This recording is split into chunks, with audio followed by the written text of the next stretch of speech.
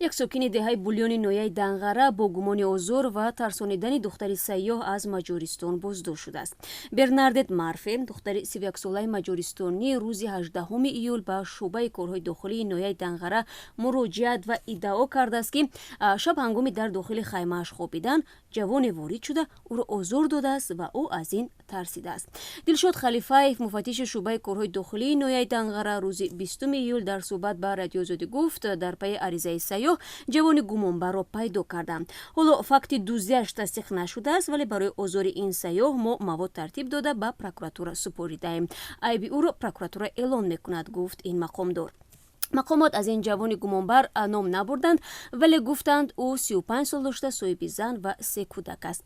برناردت مارفه مجارستانی همراه با بکویت فرگوسون تایمر دوست آمریکایی هفته پیش وارد تاجیکستان شده قصد داشتند تا بدخشان بروند. یک مقام دیگری آگاه از قضیه گفت روز 18 ایول این دختر از سمت دوشنبه بدون دوستش به راه میبرد. دوستش میگوید که او به ماشین میرود ولی دختر با ولاسیپد حرکت میکند.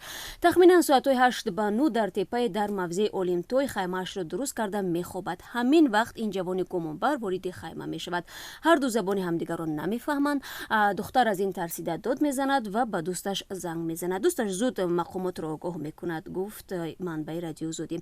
این هم صحبتی رادیو آزادی همچنین افزود همان شب دختری سیاه را با دوستش که به نزد او رسیده بود به بیمارخانه کلو بردند. پس از تشخیص و دقیق شدن که او آسیب جسمانی نگرفته است صبح 20 ایول از بیمارخانه جواب شدند.